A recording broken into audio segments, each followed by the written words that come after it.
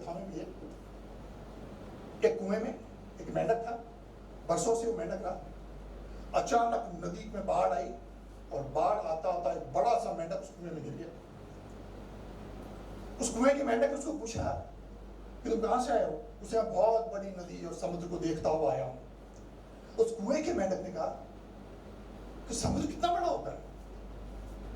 उस बाहर के मेंढक ने कहा बहुत बड़ा होता है, बहुत बड़ा होता है। उस कुएं के मेंढक ने समुद्र के बारे में सोचा नहीं था।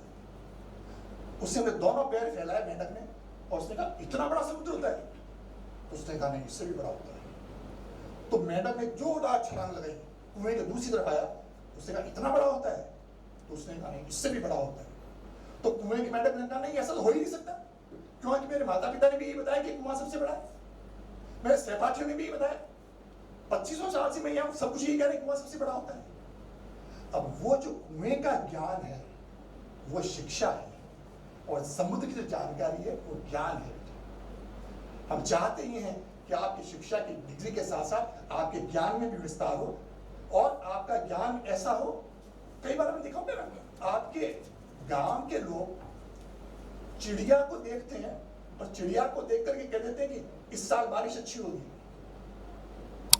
वो ज्ञान है और शिक्षा की परिभाषाओं से भी काफी आगे चला जाता है। उस व्यक्ति ने जो बरसात की भविष्यवाणी कर रहा है, उसने लंदन स्कूल ऑफ सिस्मोलॉजी से कोई डिग्री तो नहीं प्राप्त की, लेकिन उसका ज्ञान बड़ा महत्वपूर्ण ज्ञान है। परेशानी की हुई कि हमारे ऊपर एक ऐसी शिक्षा नीति थोपी गई जो कि प्रशंसा की वृदावलियां गाने वालों को तैयार करती है, जिसे हम कहते हैं चारण और भाटों को तैयार करती है, लेकिन विद्रोहियों को तैयार नहीं करती, क्रांतिकारियों को तैयार नहीं करती, अपने हक के लिए लड़ने वालों को तैयार नहीं करती। मैं एक व्यक्ति का प्रशंसा कर रहा हूँ, क्यूबा में क्रांतिकारी बन चे गुवेरा। ये बात अलग है कि उनको सत्ता नहीं मिली, सत्ता फिडेल कास्ट्रो के पास आ गई। उसका एक वाक्य है, उसने कहा कि मैंने कई ऐसे लोगों की कब्र देखी है, मैंने कई ऐसे लोगों की कब्र देखी है जिन्होंने इसलिए संघर्ष नहीं किया कि वो मारे जाएंगे, मारे जाएंगे। और वो जब तक आपके दिमाग में वो क्रांति का बीज पैदा नहीं होता है, समाज को बदलने का भाव पैदा नहीं होता है, तब तक सारी शिक्षा व्यवस्था बेकार हो जाती है। और आज तो अब हम कहते भी हैं रोजगार मूलक शिक्षा। हमने तो शिक्षा का अंतिम उद्देश्य सिर्फ रोजगार ही बना दिया, और जब रोजगार ही बना दिया तो उसका परिणाम क्या हुआ कि इस देश में सबसे ज्यादा डॉक्टर पैदा कर रहे हैं, वर्ल्ड में सबसे ज्यादा इंजीनियर पैदा कर रहे हैं, सबसे ज्यादा सीए पैदा कर रहे हैं, लेकिन क्यों नहीं हम मार्क जकरबर्ग जैसा व्यक्ति पैदा कर पाते हैं जो 12वीं पास है लेकिन दुनिया की फेसबुक पर रिकॉर्ड में सुना करती है?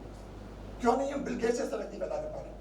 या कई बार मैं अपने आप से सोचता हूँ कि क्या वजह है कि सत्या नडेला हो, चाहे सुंदर पिचई हो, चाहे इंदिरा नूरी हो, वो अमेरिका में जाके सफल होते, क्यों नहीं हमारे यहाँ पर सफल होते? साथियों, जब तक चिंतन स्वतंत्र नहीं होगा, जब तक स्वतंत्र व्यवस्थाएं नहीं होगी, बंधनों से मुक्त व्यवस्था आपको नहीं मिलेगी, तब तक ये सारी समस्याएं होती है। अमेरिका का अतीत नहीं है और कुछ देशों का भविष्य नहीं है। आप इस देश में बैठे हैं, किस्मत वाले हैं कि गौरवशाली अतीत है, शानदार वर्तमान है और आने वाला भविष्य भी सुनहरा है। ये बहुत कम लोगों को ऐसी व्यवस्था मिलती है जो कि आपको मिली है। इसीलिए कई बार मैं कहता हूँ कि 19वीं सदी अगर इंग्लैंड की थी और 20वीं सदी अगर अमेरिका की थी, तो 21वीं सदी सिर्फ आपकी और हमारी है, सिर्फ आपकी।